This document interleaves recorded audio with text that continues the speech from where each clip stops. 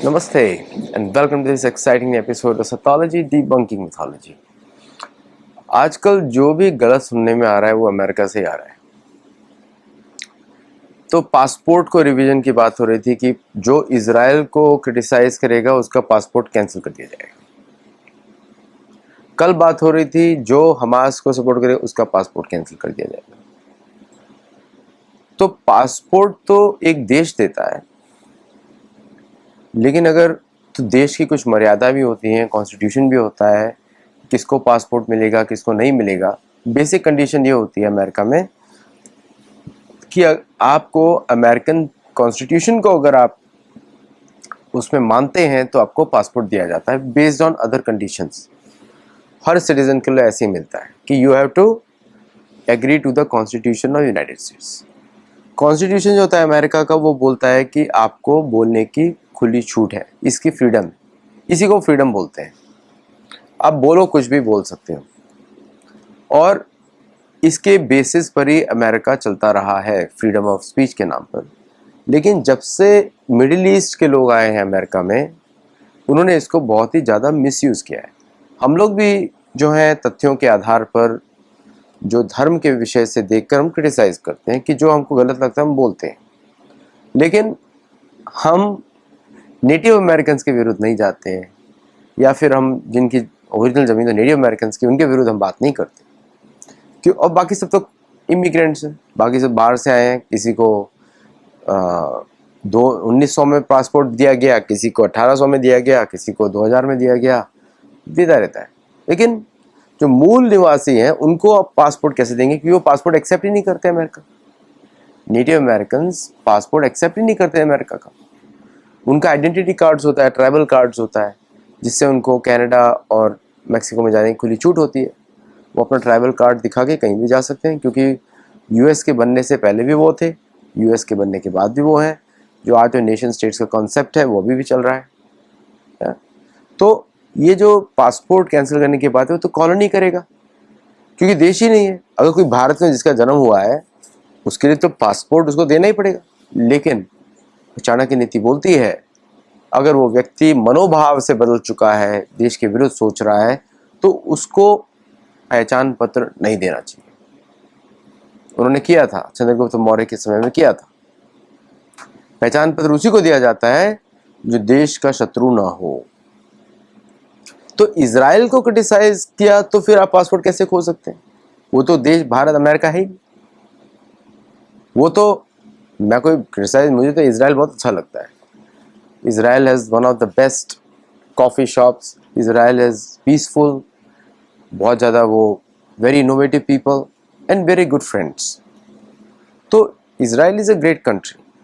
But free speech का अगर comparison करूँ मैं, तो अगर कोई क्रिटिसाइज अमेरिका को नहीं करना चाहिए, अमेरिकन कॉन्स्टिट्यूशन को नहीं करना चाहिए। कॉन्स्टिट्यूशन ऑफ अमेरिका बहुत ही अच्छा है, बिलीव मी। लेकिन इसराइल मतलब एक बनाना रिपब्लिक हो गया है क्या? इसराइल को किया, इस पे सैंक्शन, इस पे सैंक्शन, इस पे निकाल देंगे, इस पे निकाल देंगे। अब वेनेजुएला की बात करते हैं। वेनेजुएला में सबको पता है कि वेनेजुएला जो है, जो कोकेन और जो ड्रग्स प्रोड्यूस होते हैं वो होते हैं कोलंबिया में, मैक्सिको में। कोलंबिया में ज़्यादा होते हैं, मैक्सिको में भी कम होते हैं। लेकिन जो बाकी सारे यूनिट्स हैं वो ट्रांसपोर्टेशन के हब्स हैं। वेनेजुएला भी ट्रांसपोर्टेशन हब है, मैक्सिको भी ट्रांसपोर्टेशन हब है, ये सब ट्रांसपोर्टेशन हब है। लेकिन अगर आप वेनेजुएला पे कर रहे हो ड्रग के लिए अटैक, तो आपको तो कोलंबिया में करना चाहिए।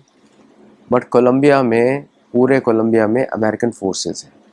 American forces control Colombia, American forces control Colombia, और कोलंबिया को कंट्रोल करते हैं। तो दैट्स वाई उस पर कोलंबिया पे बात नहीं की गई, बाकी जगहों पे बात की गई। एंड जब जिस तरह जो बात की गई, तो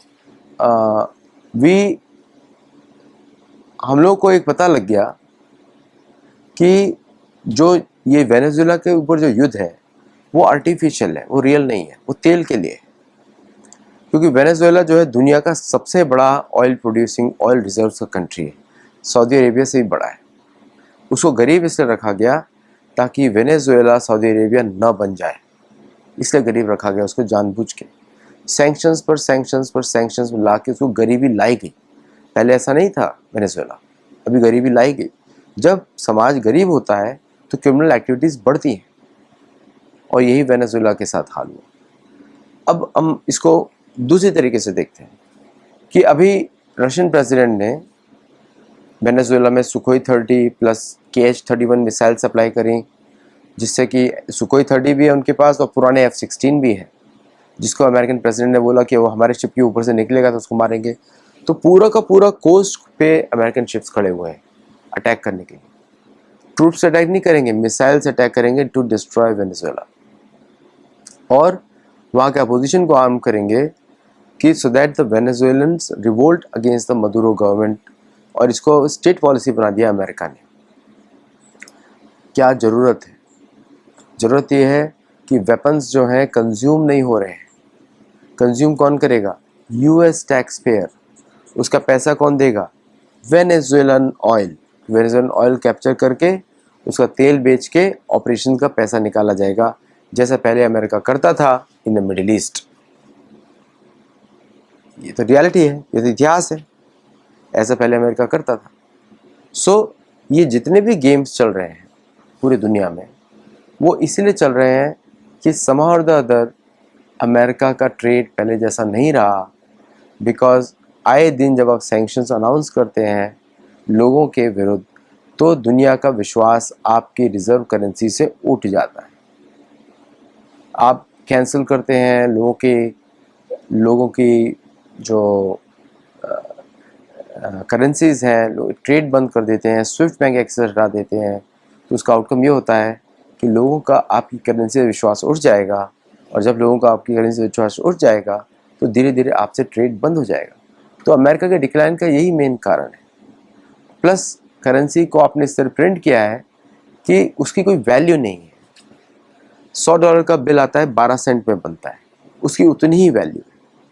तो 12 सेंट में कौन सा केला खरीदोगे? तो मुझे ऐसा लग रहा है कि गड्डियाँ लेके अमेरिका जाएंगे, शायद केले भी ना मिले। 12 सेंट का तो कोई केला बेचेगा नहीं। प्रोडक्शन कॉस्ट जो उधर होगी कोस्टा रिका में, वो तो उससे ज़्यादा होगी। तो $100 में भी केले नहीं मिलने वाले हैं, ये हालत होने वाली है। इसलिए वेनेजुएला पे अटैक आवश्यक है, इसलिए अटैक आवश्यक है, क्योंकि एशिया तो हाथ से जा चुका है। अब मैक्सिको बचा है, साउथ अमेरिका बचा है। मैक्सिको थोड़ा ड्रामा करता है लेकिन सब कुछ दे देता है, ले लो ले लो ले लो। पब्लिक को दिखाने के लिए ड्रामा करते हैं, बाकी सब कर देते हैं।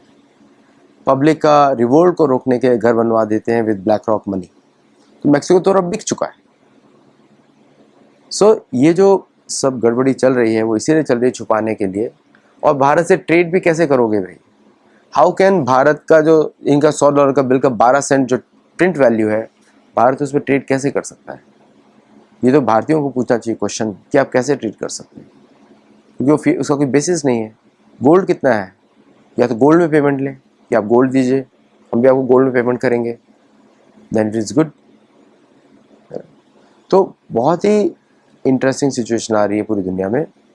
एक तरीके से देखें तो करेक्शन हो रहा है, और बहुत जगहों पे करेक्शन होगा, स्पेशली इन वॉरफेयर। जैसे अमेरिका ने, रशिया ने बोला कि अगर हमने न्यूक्लियर अटैक किया तो अमेरिका का निशान नहीं बचेगा और आप बच भी नहीं सकते।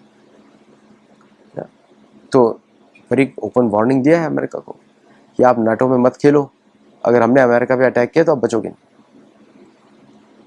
और रशिया ने भी ऑरेशनिक मूव कर दिया है।